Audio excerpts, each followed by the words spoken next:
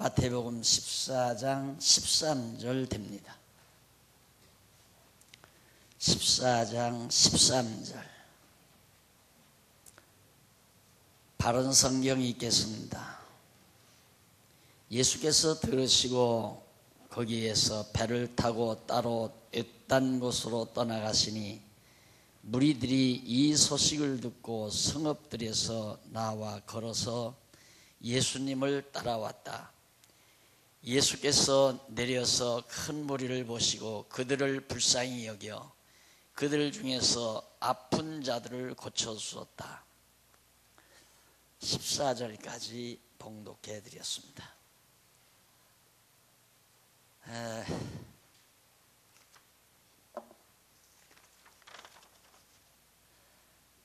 지난 주일에 우리 사건으로 여러 가지 사건을 통해서 예수님께서 선지자 직위를 행사하시는 그런 내용을 우리가 살펴봤습니다.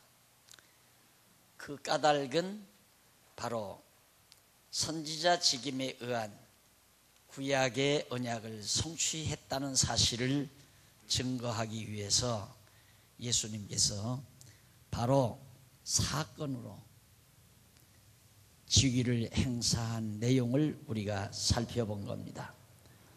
오늘은 계속해서 표적으로 직위를 행사하는 그런 내용을 14장 13절로부터 그 이하 36절까지 나타나는 내용을 살펴보도록 하겠습니다.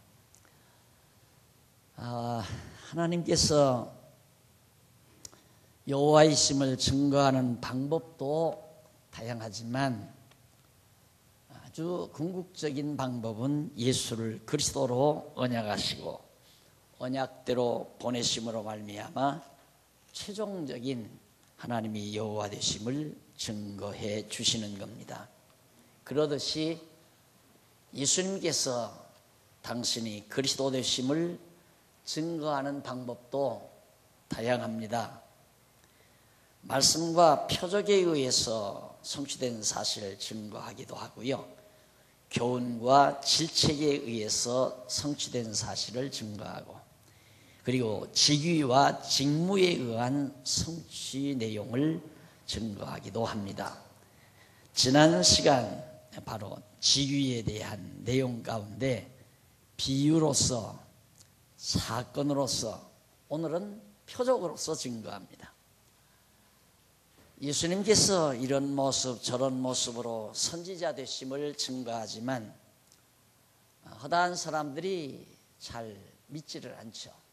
그러나 예수님으로서는 오늘을 사는 우리들에게 택한 백성들로 하여금 믿게 하기 위해서는 예수가 그리스도라는 사실을 분명하게 증거해 놓으셔야 되고 그 증거된 사실을 마태로 하여금 기록하도록 하셔야 했습니다. 그래서 예수님은 이제 거듭 표적을 통하여 그 직위를 선지자의 직위를 행사하는 그런 내용을 우리가 13절로부터 살펴보게 되겠습니다.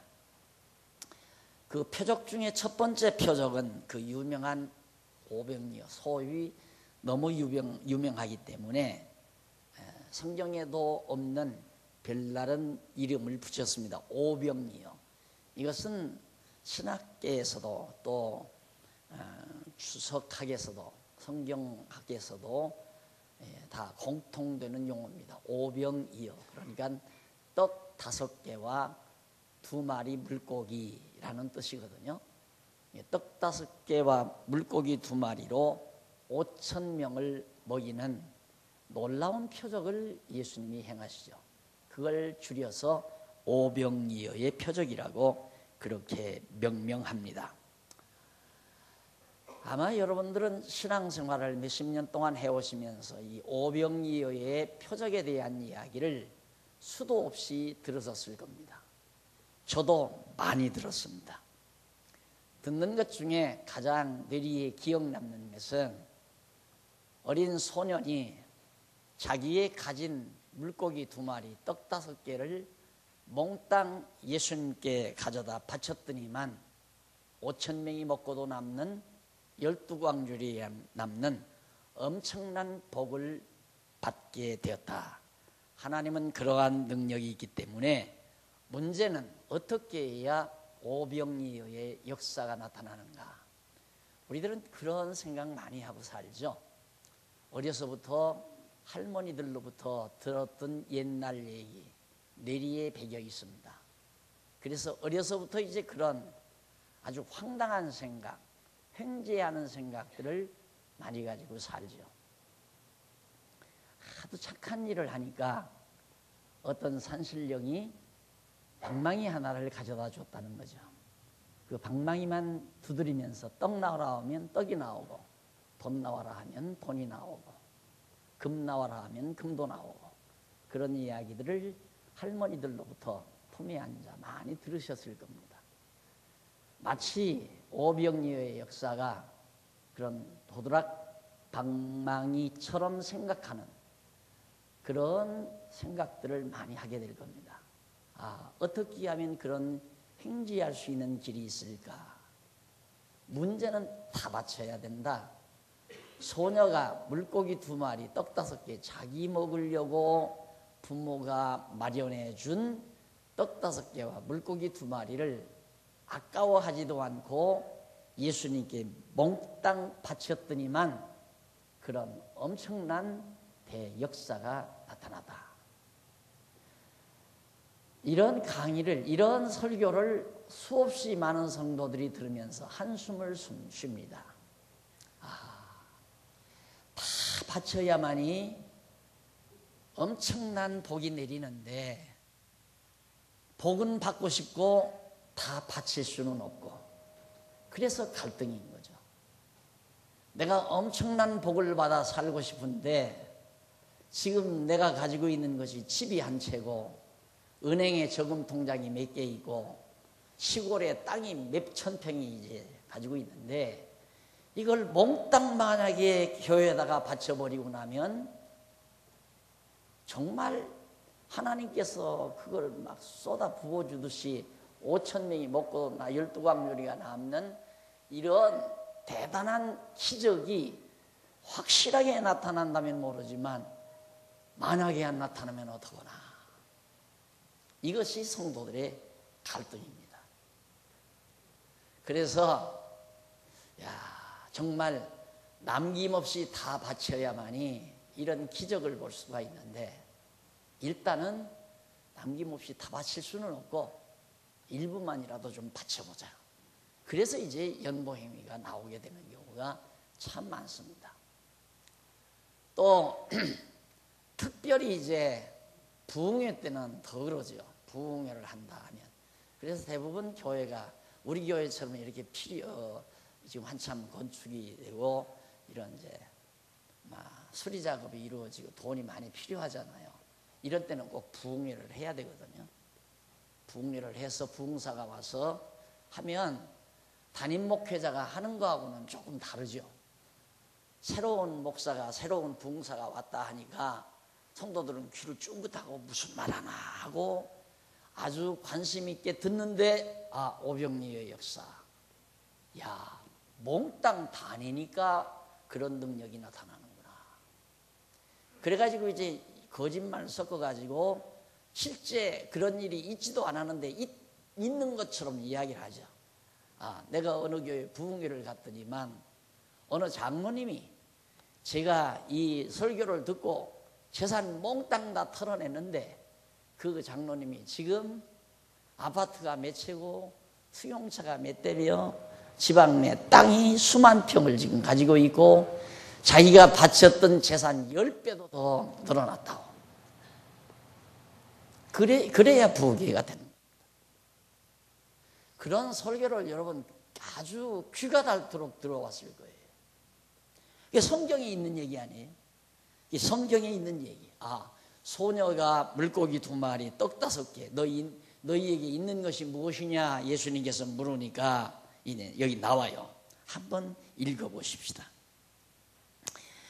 저녁 때가 거의 15절에 나오죠. 저녁 때가 되자 제자들이 그분께 와서 말하기를 이곳은 광야이고 날도 이미 저물었습니다. 무리들을 보내셔서 마을들로 흩어져 그들 스스로 음식을 사게 하십시오 하니 예수께서 제자들에게 말씀하셨다. 그들이 떠나갈 필요 없다. 너희가 그들에게 먹을 것을 주어라. 무리가 엄청 남자만 5천 명이니까 남녀 합치면 얼마나 많은 숫자겠습니까?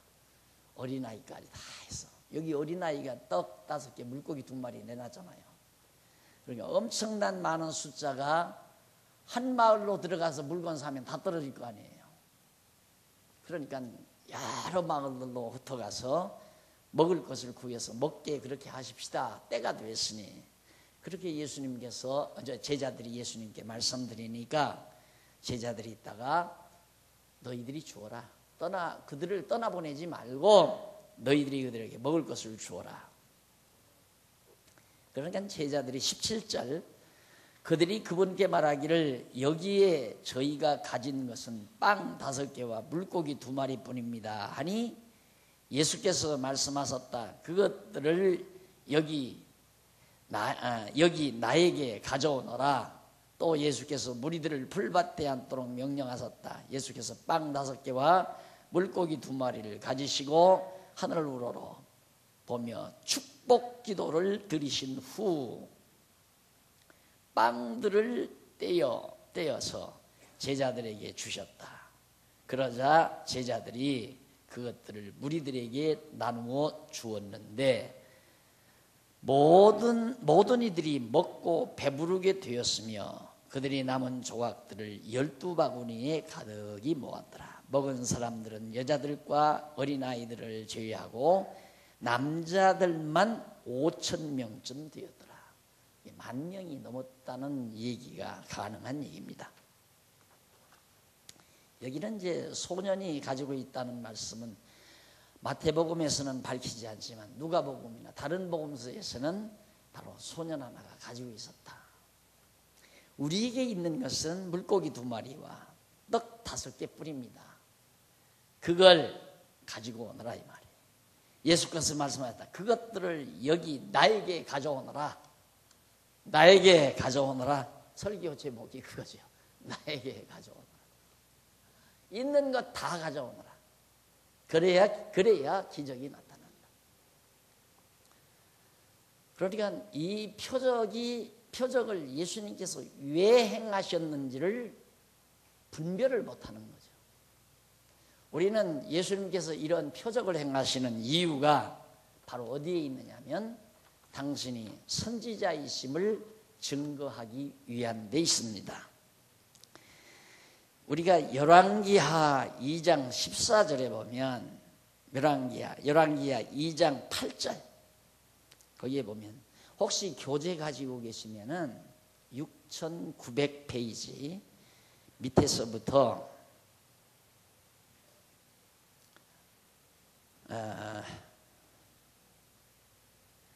밑에 문단 밑에서 8째 줄 바꾼데 일찍이 여호와 하나님께서는 나오죠.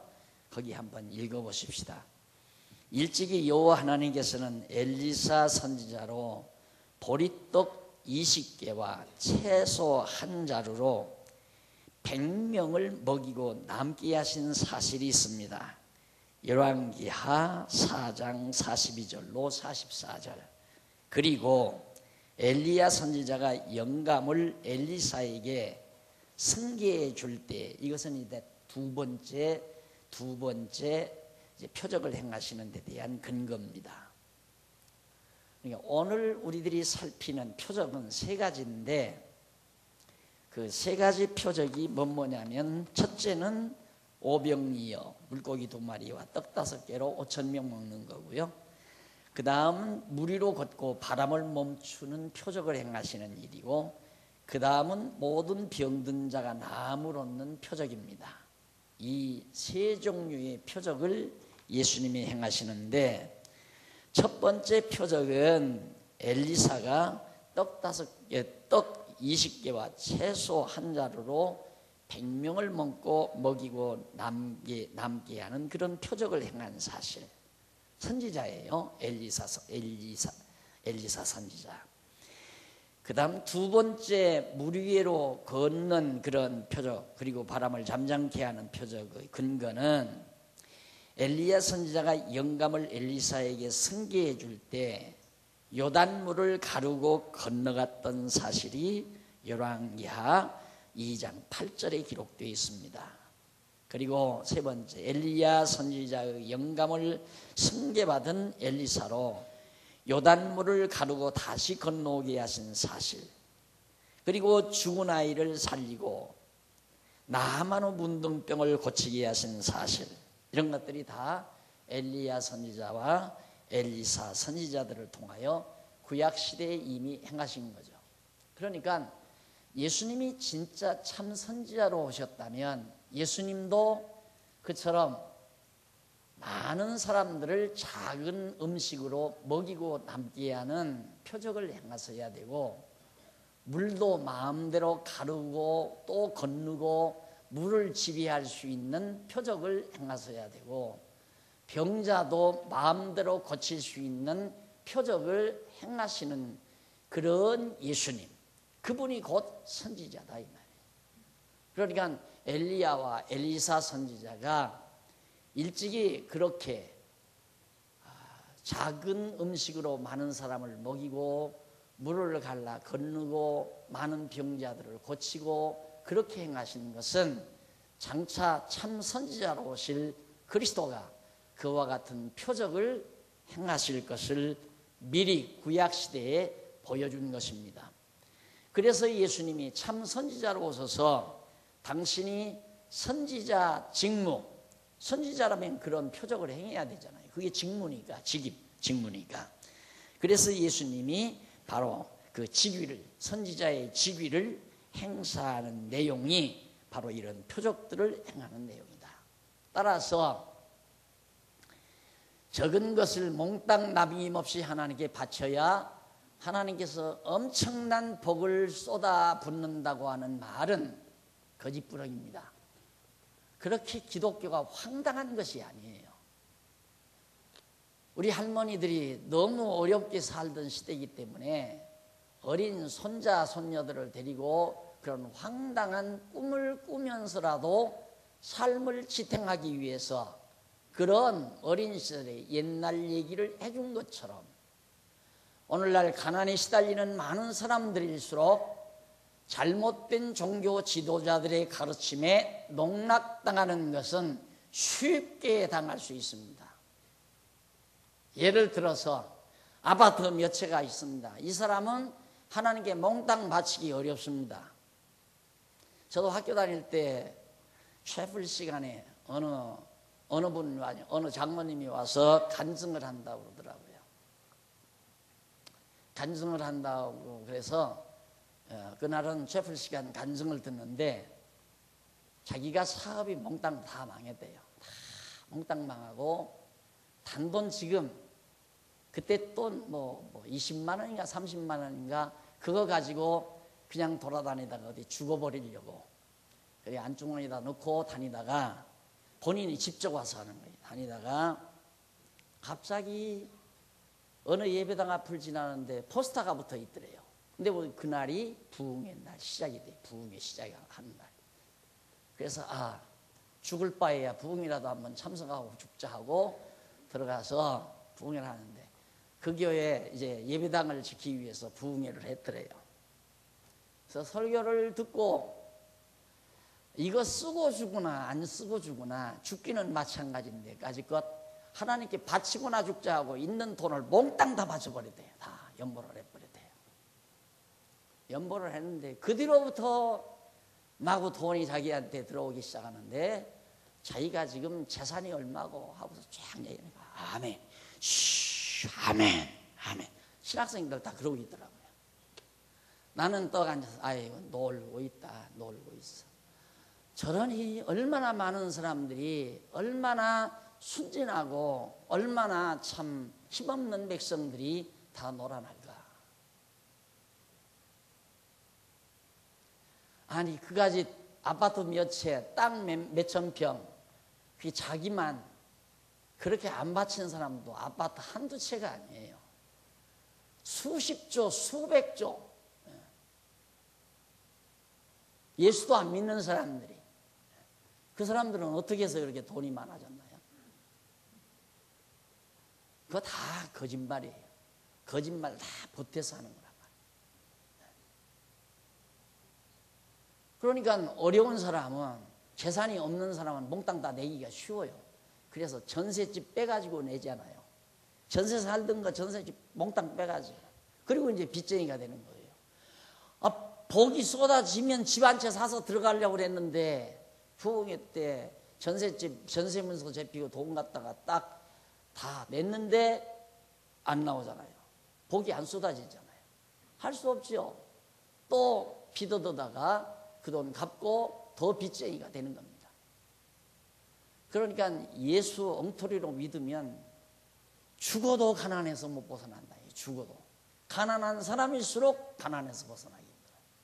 왜? 가난한 사람일수록 또 그런데 더 쉽게 넘어져 버리니까. 예수님이 오병이어의 이어의 표적을 해가시는 것은 축복받는 비결을 가리키는 것이 아니라 이 말이에요. 기억이 나잖아요. 귀에. 축복받는 비결. 여기 예수님이 축복하셨다. 그 몽땅 다 물고기 2마리, 물고기 2마리, 떡 5개 놓고 하나님이 축복 기도를 하셨는데 그게 펑튀기가 됐다 이거예요. 그러니까 갖다 놔라. 내가 축복 기도 해주마. 그래서 수북하게 쌓아놓잖아요. 수북하게. 그것이 한국 기독교를 망쳐버린 겁니다. 우리 교회도 나는 그렇게도 안 했는데 버릇이 그냥 버릇이 그렇게 된 거예요. 알지도 못하고 연보해. 그냥 알지도 못하고 이거 어디다 써야 될지도 모르고 연보를 해. 그래서 뜻있는 연보하라 이 말이에요. 뜻이 담긴 연보. 구체적으로 자기의 신앙적 인격이 담긴 뜻이 담긴 연보. 남이 하니까 벗따라 하고 체면 때문에 하고 알아달라고 하고 돈 자랑하기 위해서 하고 그게 연보 아니라 이 말이에요. 뜻 자기 돈이에요. 하나님께서 자기에게 주는 거니까 내 돈이라 이 말이에요. 자기 돈. 내 돈 내가 쓰는 거예요. 어디에? 선한 일에. 누구한테 갖다 내는 게 아니에요. 아, 여기는 내가 써야 될 곳이다 하면 쓰는 거예요, 자기가.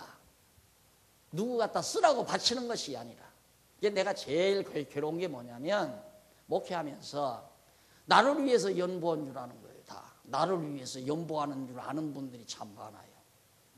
그래서 연보 좀 해놓고 나한테 자시하면 안 되죠. 그건 아니에요.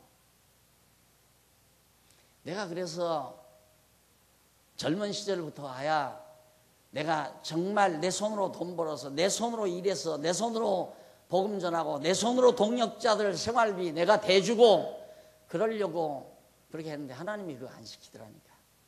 그래서 결국에는 끽소리 못하도록 교회 연보 사례받아서 먹고 살도록 하나님이 만들어 놓으셨는데 그게 참 괴로운 부분이에요. 저로서. 그게 정말 뜻이 이 진리를 지키고 전하는 일이 참 소중하고 값진 일이기 때문에 나도 거기 동참한다고 해서 연보하는 돈이라면 참 아름답고 좋겠는데 그런 뜻도 없이 그냥 남이 하니까 좀 하고 아깝지만 눈치 봐가면서 슬슬 하고 이건 아니다 이 말이에요. 그래서 한국교회가 된 거예요. 우리 교회도 이게 어쩌다가 이렇게 돼가지고 재산덩어리가 됐는데 내가 늘 그러죠. 이게 화근이다. 이거 화근이다. 이거 관리 잘못했다가는 이것 때문에 장안중앙교회 망한다. 늘 제가 해왔잖아요. 종교는 돈으로 되는 거 아니에요. 종교는 내용이에요. 뜻, 내용, 진리. 진리가 퇴색돼 버리면 아무것도 아니에요. 저는 처음 터키 지역, 그리스 지역 역사 탐사 가가지고 이 사람들이 대리석 기둥들이 벌떡 넘어져 가지고 폐허가 된, 그게 다 성전터거든요. 성당터, 큰 성당들이 지어 있다. 기독교 이 번창했을 때 내용이 다 부패하고 내용이 다 시들어져 버리니까 뭐예요? 아무것도 아니죠. 그 얼마나 대단한 돈 들여서 지었겠습니까? 아무것도 아니에요. 우리 장안중앙교회도 오병이어의 이 역사를 축복받는 비결로 가르친다면 아무것도 아니라 이 말입니다. 아무것도 아니라.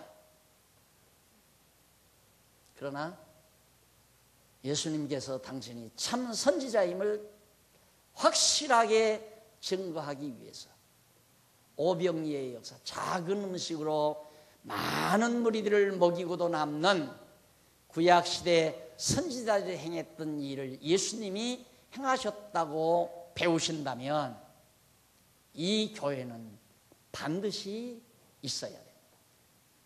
지켜져야 된다 이 말이에요. 왜? 이렇게 가르치는 교회는 없으니까. 요즘에는 이제 많이 여기저기 생겨나요. 오늘 강의 듣고 다음 주일날 설교하는 교회, 외국에서, 저 외국에서 오늘 것 당신도 예배 드리려니까 못 듣잖아요. 그러니까 오늘 거 듣고 다음 주일날 또 강의하고. 이제는 더러더러 생겨나지만 우리가 이거 지켜나가지 않으면 지킬 길이 없다 이 말이에요. 그래서 꼬박꼬박 이렇게 써놓잖아요. 확실하게. 그래서 예수님은 참 선지자이시다. 그 말은 참 그리스도이시다. 그렇기 때문에 여호와 하나님 살아계셔. 네 마음대로 살려고 하지 마. 네 고집대로 살려고 하지 말고, 불평불만도 하지 말고, 짜증도 내지 말고, 하나님이 이루어 가시는 대로 범사에 감사하며 살고, 그 자연히 다 흘러나오는 얘기 아니에요? 여호와 하나님 살아계시다. 그 말은 범사에 감사하고 항상 기뻐하고 쉬지 말고 기도하고, 이거 다 따라오는 거예요. 하나님 살아계시다는 게 확실하냐. 걱정, 근심, 염려, 시기, 질투, 증오, 고집, 이거 다 하나님 죽은 거예요. 죽었기 때문에 내가 해야 하는 거예요. 내가. 하나님이 돌아가셔가지고 할 일을 안 하시니까 내가 해야 하잖아요. 자기 생각대로, 자기 고집대로. 다 하나님을 살아계신 여호와로 믿지 않는 데서 와지는 부산물들이거든요. 시기, 질투, 미움, 증오, 근심, 걱정, 염려, 이런 것들 다 별것도 아닌 것 가지고 삐지고 토라지고. 아이고, 난 남자들은 안 삐지는 줄 알았어. 그랬더니 남자들도 삐지더라니까. 근데 여자들 삐지는 건, 여자들은 원래 삐지기를 잘한다니까 어떤 때는 귀엽기도 해요. 보여. 귀엽기도 보이는데 남자들 삐지는 건 참 꼴불견이더라. 그러지 마요. 남자는 삐지는 게 아니에요. 남녀 차별해서가 아니라 남자와 여자는 구별해서 하나님이 지어놓으셨잖아요. 줏대를 지켜야죠. 줏대를 탁 지켜야죠. 아담이 지구실 못하니까 에덴 동산이 다 망가져 버렸잖아요. 물론 하나님께서 정하신 일이지.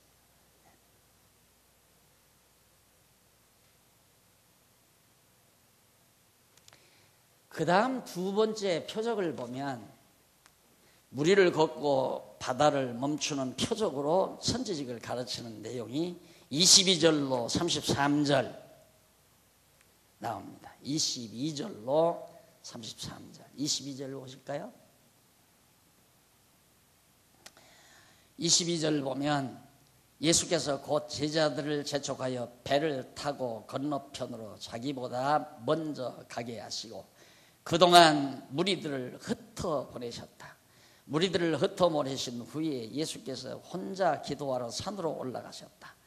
저녁이 되었는데도 홀로 그곳에 계셨다. 배는 이미 육지에서 멀리 떨어져 있었는데 역풍이 불어 파도에 시달리고 있었다. 이른 새벽에 예수께서 바다 위를 걸어서 그들에게 가시니 제자들이 예수께서 바다 위로 걸으시는 것을 보고 두려워하여 말하기를 저것은 유령이다 하며 겁에 질려 소리 지르므로 예수께서 곧 그들에게 말씀하시다. 안심하라, 나다, 두려워하지 마라. 베드로가 그분께 대답하여 말하기를 주님, 만일 주님이시라면 저에게 물 위로 죽게 오라고 명령하소서 하니 예수께서 오너라 하고 말씀하셨고 베드로가 배에 내려 물 위로 걸어서 예수께 갔다.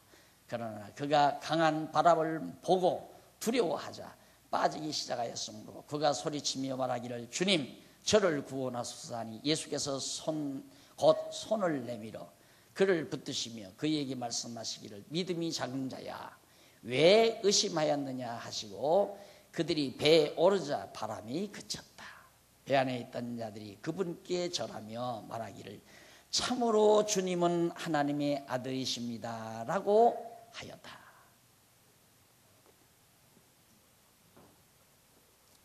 환난을 면하는 비결 기억나죠? 어떻게 하면 환난을 면할 수 있는가? 이게 소위 중세시대 또 교회 역사상 그 성경 해석학에서 아레고리칼한 해석 방법이 있습니다. 이게 전부 모든 성경을 비유적으로 푸는. 그러니까 이 바다의 풍랑이라고 하는 것은 바다는 세상을 상징하고 풍랑은 환난을 상징한다. 이런 설교 거의 다 하죠. 한국교회 목사님들, 더구나 훌륭한 부흥사님들, 이런 양반들은 거의 다 그런 식의 설교죠. 세상은 바다다. 풍랑은 환난을 말한다. 세상에는 환난이 많다. 오늘 제자들은 바다에서 지금 환난을 만났다. 풍랑을 만났다 이거예요. 어떻게 해결되는가? 주님을 만나야 된다. 그래야 해결된다. 환난이 있느냐는 주님을 만나면 해결이 된다. 또 들어보면 다 그럴듯하죠. 전부가 다. 근데 그게 전부 인본주의적이에요. 내게 지금 여러 가지 환난이 밀려왔는데 내가 어떻게 이 환난을 해결할 건가, 환난을 면할 건가. 내가 이제라도 주님을 찾으면 환난을 면하게 된다. 여기 이제 예수님께서 하도 사람들이 생각해 보십시오. 막 떡 5개, 물고기 2마리로 5,000명을 먹이고 막 엄청난 양이 남았다는 소문이 퍼지니까 사람들이 예수만 나타났다 막 쫓아다닐 거 아니에요. 상상이 가요. 우리 초등학교 시절 미군차 저기서 지나간다 하면 막 학생들이 와 몰려갑니다. 왜? 건빵 하나씩 던져주니까. 껌 하나씩 던져주고 건빵 하나씩 던져주니까. 똑같이요. 이 당시에 얼마나 로마 제국 치하에서 많은 사람들이 피폐하게 가난 속에서 살았겠는가. 그런데 많은 사람들이 점심도 안 가지고 먹을 것도 안 가지고 그렇게 따라다니는 걸 보면 생활이 어렵다는 걸 알 수가 있죠. 그런데 배불리 샥 먹은 거예요. 그거 이상 더 좋은 게 없죠.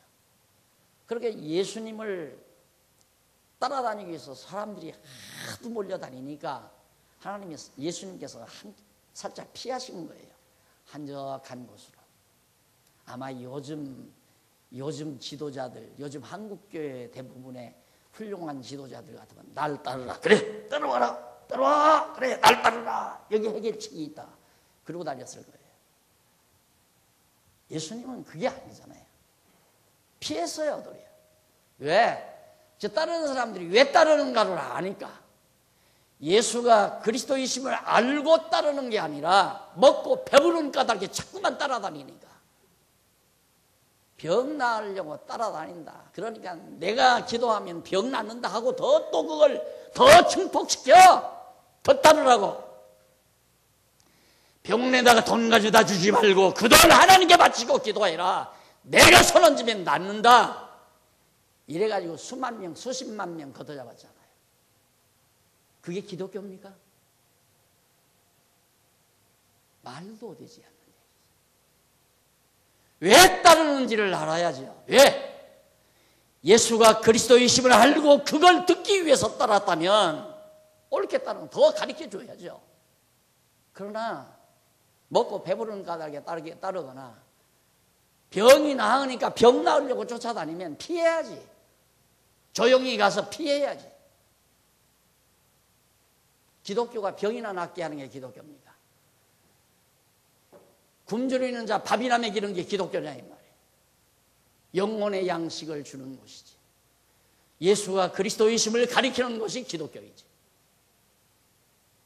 우리 장안가게 성도님들 정신 바짝 차려야 돼요. 어느 순간 넘어가도 넘어가는 줄 모르고 넘어가 버려요.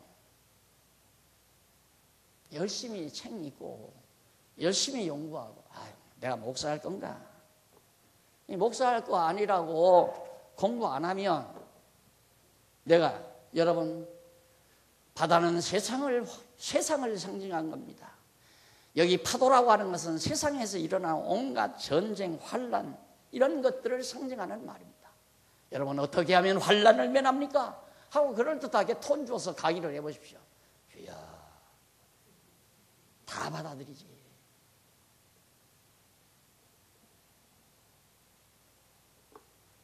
예수님이 이 표적 행하신 건 아까 제가 말씀드렸죠. 구약의 선지자들이 엘리야, 엘사 다 엘리야가 이제 하늘로 올라갈 때 엘리사에게 선지자의 두루마기를 주고 그걸 받아가지고 엘리사가 돌아오면서 물을 갈라가지고 그걸로 물을 가르고 건너가잖아요. 물을 마음대로 주가라 하며 다스리는 그런 기적을 선지자들이 행해요. 그게 예수님도 그 기적을 바로 모세도 선지자인데 모세도 역시 요단강 홍해바다 가르고 또 여호수아도 요단강 가르고 건너가고 그러잖아요. 그러니까 예수님이 오셔서 그렇게 물 위로 걸어가시고 활동하실 것을 미리 구약 시대의 선지자들이 모형적으로 보여준 거예요. 예표적으로 보여준 거라. 예수님이 그렇게 행하시는 것은 내가 구약의 여호와 하나님께서 언약한 참 메시아 그리스도다. 선지자직임을 가지고 있는 참 그리스도다. 그걸 발견하고 믿으라고 예수님이 당신을 증거한 내용이란 말입니다. 물 위로 걸어가신 것은. 그런데 내용의 포인트는 어디에 두느냐? 대부분 설교자들이 어찌하여 내 믿음이 없느냐? 여기 나오죠. 어디쯤이죠? 14장. 저 14장 끝부분쯤 나오죠. 31절. 예수께서 곧 손을 내밀어 베드로가 있다가 강한 바람이 불고 예수님이 저기 오는데 유령인 줄 알았죠. 처음에는. 근데 예수님인 줄 알고 나도 명령만 하십시오. 날도 오라고. 내가 물 위로 걸어가겠습니다. 그러니까 예수님께서 베드로들로 오라고 그랬어요. 물 위로 걸어오라고. 걸어가서요 처음에는. 그런데 막 파도가 밀려오니까 그냥 두려워하는 나머지 바닷속으로 빠져 들어간다 이 말입니다. 그래서 주님 저를 구원하소서 하니까 31절 예수께서 곧 손을 내밀어 그를 붙드시며 그에게 말씀하시기를 믿음이 작은 자야 왜 의심하였느냐. 믿기만 하면 다 된다 이거야. 믿음이 작았기 때문에 물속에 가라앉게 됐다. 내가 직접 들었어요. 이 녹음 테이프를 통해서. 삼각산에 가서 기도를 했대요. 삼각산에 가서 기도를 했는데 갑자기 요즘처럼 이제 폭우가 내렸던 거죠. 물이 막 엄청난 물이 계곡에 흐르는데 도저히 건너올 수가 없더라는 거죠. 건너올 수가. 믿음만 있으면 그 위로 건너올 수 있다.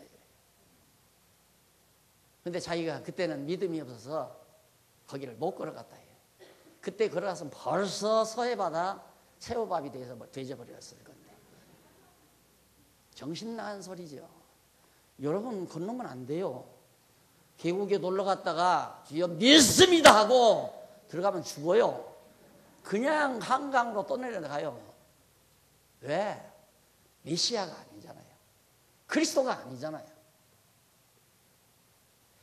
베드로는 예수님께서 와라 했으니까 예수님께서 책임지고 오라고 그랬는데 예수님을 믿지 아니하고 그만 거기에서 빠져들어가니까 믿음이 적은 자예요. 베드로에게 그렇게 말. 베드로는 또 사도가 될 자이고 그랬던 건데 베드로가 물에 빠졌던 건 믿음이 적었기 때문에 있다.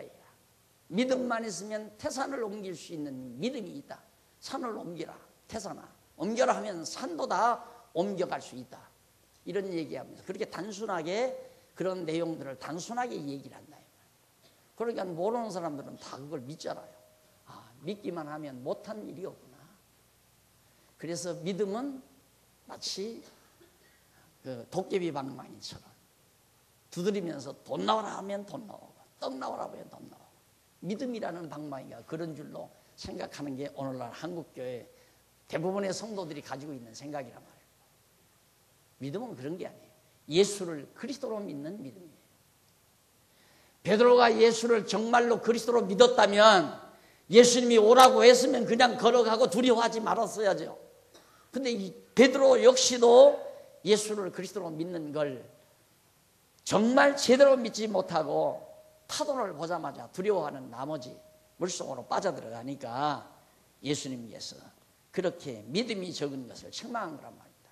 그런데 마치 이 물 위로 걸어가는 이 표적이 믿음이 적은 자를 책망하는 쪽에 포인트를 맞춰놓고 거기를 향해서 계속해서 강의를 하는 거죠.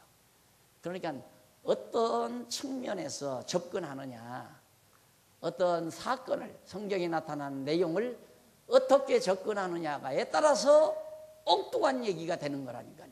엉뚱한 이야기가. 그러니까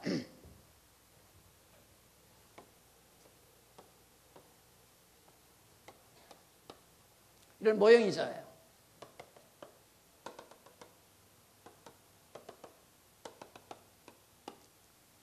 이런 모형이 있는데 보는 측면에 따라 다 다르죠.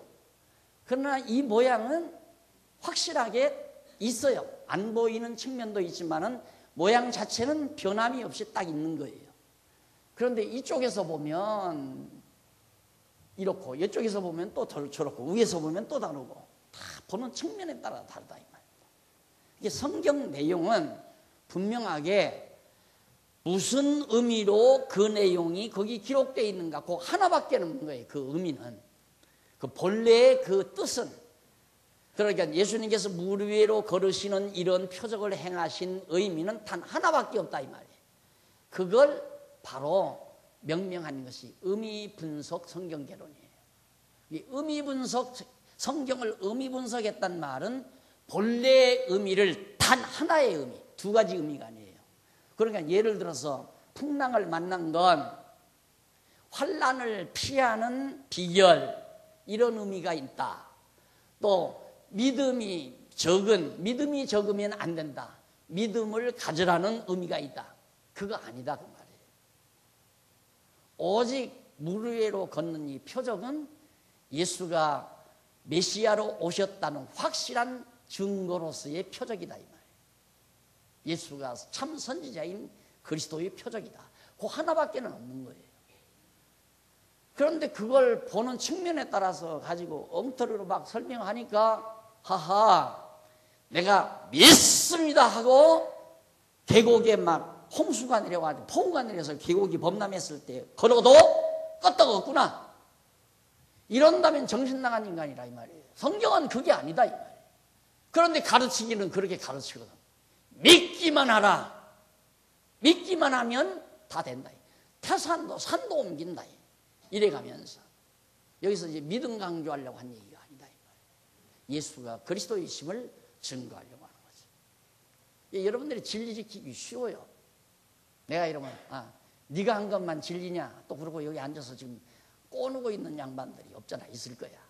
대단한 양반들이야. 여러분들이 진리 지키면 의미분석 성경개론 내가 또 한 번 얘기하죠. 내가 써놓고 내가 얘기하기가 힘들지만 정말 여러분 물론 거기 뭐 지역적으로 문맥이라든가 그런 것들은 자주자주 손질하면서 정리하면 됩니다. 의미분석 성경개론 그거 하나만 여러분들이 바르게 이해하면 성경 완벽하게 이해할 수 있어요. 어려운 거 아니에요. 성경은 아주 쉽고 간단해요. 마지막 표적 하나 또 있습니다. 모든 병자가 나음을 얻는 표적으로 선지자임을 가르치는 내용이죠. 34절 그들이 바다를 건너서 게네사렛 땅으로 갔더니 그곳 사람들이 예수님을 알아보고 그 주변 모든 지역에 사람을 보내어 병든 자들을 그분께 데려와. 하여튼 예수님만 어디 나타났다면 배고픈 자들 모이고 병든 자들 모이고 예수께 옷자락이라도 만지게 해달라고 간청하였으며 만진 자들은 모두 나았다. 이것 때문에 내 생애에 아주 제일 큰 이단자 박태선 씨죠. 세상 떴습니다만. 그때 얼마나 생활이 비폐했습니까? 6.25 동란 끝나고 질병도 많고 전쟁 직후니까 전염병이 얼마나 많아요. 병원도 시원찮고. 그러니까 오면 병 낫고 능력 나타나고 축복받아 부자 된다니까 막 인산인해로 모여서 인산인해로. 내가 그 역사를 좀 알아요. 어느 분하고 결탁을 하려고 그랬어요. 어느 분은 말 잘하는 부흥사가 하나 있었어요. 말을 잘하는 부흥사 하나. 그 부흥사한테 야 내가 운영을 할 테니까 너는 말만 해라. 설교만 하라 이거예요. 나머지 모든 건 내가 운영은 내가 맡아서 하겠다. 그리고 매 차례 박태선 씨가 그렇게 교섭을 했대요. 가만히 생각하니까 합사장사 아니에요. 그렇게 되면. 그러니까 이 양반이 안 한다. 나는. 그렇게 안 한다. 나 혼자 하란다. 그러니까 그 양반이 배일이 나가지고 내려와가지고 산에서 내려와가지고 한강 백사장에다가 군인 텐트를 치고 크게 해버렸어요. 이미 이름은 난 상태고 말 잘하는 부흥사와 같이 있었던 사람이다 해서 이름을 다 아는 사이고 그러니까 먼 데까지 갈 것 없이 야 한강 백사장이다 하니까 서울에 있는 가난하고 병든 자들이 막 모여들었어요. 그때 완전히 한몫을 잡은 거예요. 뭘?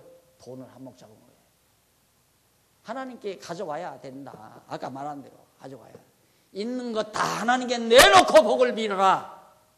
그러니까 몽땅 뭐 금반지, 뭐 금비녀, 하여튼 보석, 현찰 있으면 현찰, 바가지 막 푸대로 들고 처음에 여기에 맛을 들리고 그 뒤로부터 막 전국으로 쓸기 시작해가지고 완전히 전도관 천지가 돼버렸잖아요. 몇십 년간 다 망했죠. 그걸 뒤따라서 한 것이 한국교회 부흥사들이에요. 그 뒤를 따라다니게. 저렇게 하니까 되는구나. 수건 꺼내가지고 흔들고 돌아다녀요. 수건 꺼내가지고. 안수한다고. 나도 봤어요. 호주머니에 수건 딱 꺼내가지고 막 흔들고 다녀요. 그러면 다 그냥 가. 이 종교심이라는 게 얼마나 사람을 빈약하게 만드는 줄 압니까? 그것이 능력인 줄 알고. 나도 아차했으면 그쪽으로 빠졌어요. 진짜. 나는 그 정수를 들여다보고 왔어요. 완전히 정수를 완전히 그 밑바닥 정수를 딱 보니까 완전히 사기 집단이야. 내가 보기에. 그들은 완전히 하나님의 능력이라고 생각하죠. 근데 내 판단력에 볼 때는 완전히 사기 집단이야. 그 가차 없이 돌아서 버렸죠.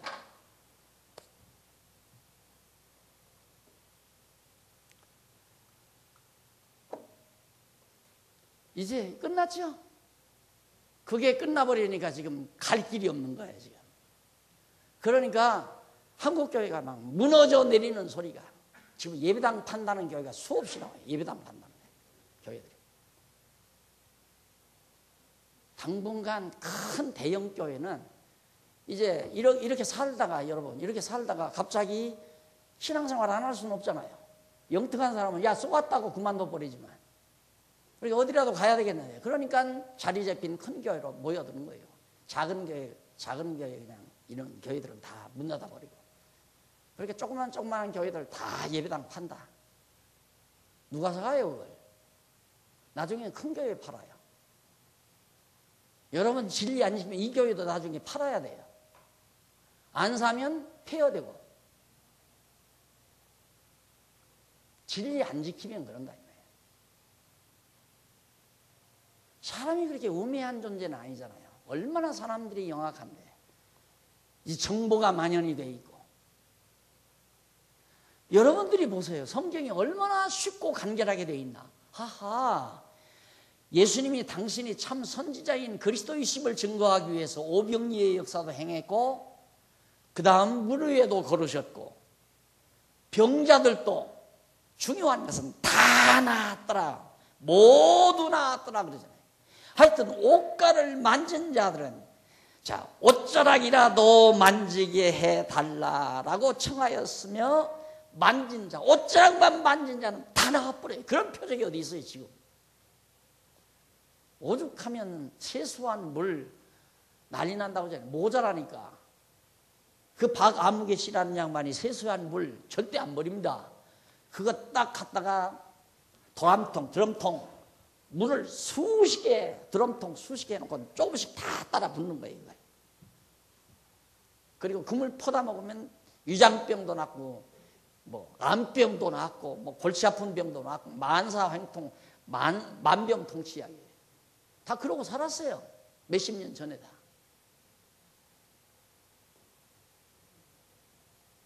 내가 아픈 사람으로 해서 기도할 테니까 아픈 데다 손 얹어라 기도하고, 나은 사람 일어나시오.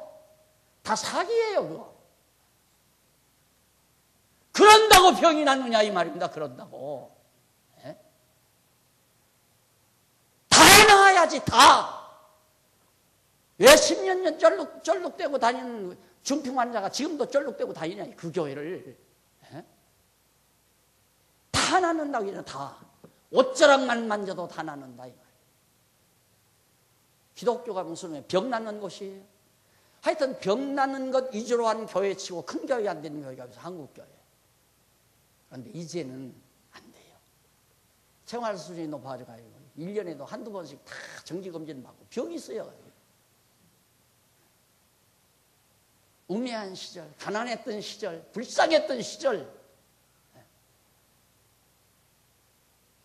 이걸 우리의 눈으로 보고 살게 하나님께서 만들었습니다. 왜? 무엇이 진리인지를 분별하고 똑바로 이 진리 지키고 이 진리 전수하라, 전승하라고. 이렇게 명백하고 분명한 진리를 어두운 백성들에게, 무지한 백성들에게 가문이설로 다 속여가지고 기독교를 엉망진창 만들어 놓고, 그래서 그런 기독교 목사하기 싫답니다. 진짜예요.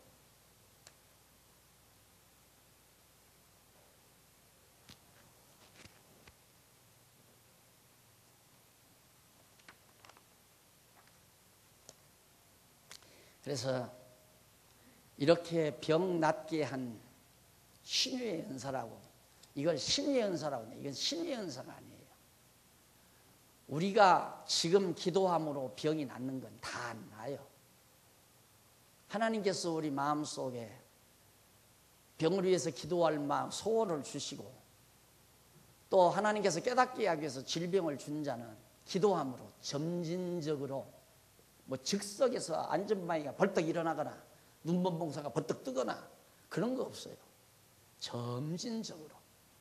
내가 위암이 걸렸다, 당장 위암 덩어리가 팍 쏟아져 나오거나 어느 사기꾼 여자가 하듯이 그런 거 아니라는 말입니다. 하나님께서 정말 신유의 은사를 통해서 장로님들이나 권사님들에게 신유의 은사를 허락해 주셔가지고 하나님께 기도함으로 병을 낫게 하는 은사를 하나님이 주셨다면, 신유의 은사 받았다고 해서 아무 병이나 누구의 병이나 다 고치는 게 아니에요. 하나님이 고치게 해 주어야 고치는 거예요. 고치는데 즉석에서 하는 게 아니에요. 위암이 걸렸다. 지난번 가서 조사해 보니까 위암 덩어리가 주먹만 한데, 그 다음 가서 보니까 조그마한 자두알만 하고, 그 다음 가서 조사해 보니까 조그마한 메추리알만 하고, 다음 가서 조사해 보니까 콩알만 하고. 그래서 2년이고 3년이고 점진적으로 그렇게 좋아지는 겁니다. 그게 신유의 은사를 통해서 낫는 병이에요. 그건 오늘 또 있어요. 없는 거 아니에요. 그걸 내가 부정하는 건 아니라 이거예요. 그런데 마치 뭐 자기한테 오면 어떤 병이라도 다 고치는 것처럼 그렇게 기만하고 사람을 홀려가지고, 얼마나 많은 사람들이 안 죽고 다 나을 병도, 병원에 갔으면 다 나을 병도 거기 가서 이 믿음이 없이 무슨 왜 병원 다니느냐고. 병원 다니는 건 다 불신자, 믿음 없는 사람들이 다니는 거야. 자기한테 와서 안수받는 사람은 믿음이 좋은 사람들이고. 그게 한국교회가 하던 짓거리라 이 말이야. 그렇게 무지하고. 내가 늘 말하지만 기독교는 모든 종교를 종교라고 하고 싶지 않고, 기독교는 종교, 말을 좀 최고의 가르침입니다. 이 이상의 가르침. 대학 이상이에요. 최고예요.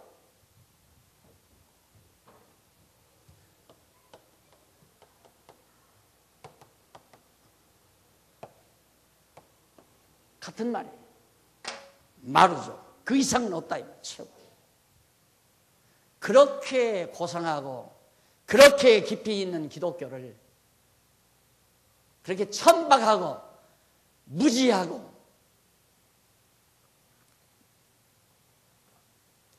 너무 속상하고 아픔이 있지만 이런 것들이 모두가 다 하나님께서 오늘 있게 하시려고 하신 일이라고 하는 사실을 이해하면 마음이 다시 가라앉기도 하지만, 그런데 얽매여서 시달린 많은 영혼들을 생각하면 끓어오르는 아픔을 억제하지 못할 때가 참 많습니다.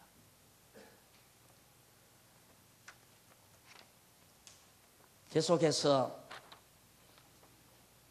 15장 15장에서부터 16장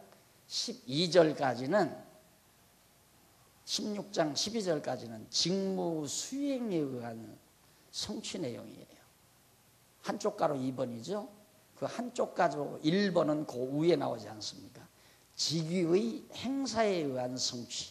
직위를 행사했고 여기는 직무를 수행했고, 직무 수행에 의해서 예수님께서 그리스도를 성취하는 내용이다. 그런데 그 직무가 뭐냐면 말씀 선포하는 것이 선지자 직무지요. 그래서 말씀으로 직무를 수행하는 내용이 15장 1절부터 20절까지 소개됩니다. 다음 시간 이 말씀 우리 함께 참고하도록 하고 오늘 강의 여기서 마무리합니다. 기도하십시다. 살아계신 하나님 아버지, 놀랍고 분명한 진리를 우리에게 허락해 주셨건만 허다한 영혼들이 진리 아닌 것에 휩쓸려서 한때를 풍미했던 부끄러움을 솔직하게 하나님 앞에 고백하지 않을 수 없습니다. 하나님 아버지, 우리에게 맡겨주신 이 소중한 진리 구김나지 않게 흠집나지 않게 잘 보존하고 오고 오는 우리 후대들에게 아름답게 전승해주는 아름다운 우리 장안중앙교회 되도록 지켜 주시옵소서. 예수님 이름으로 기도드립니다. 아멘.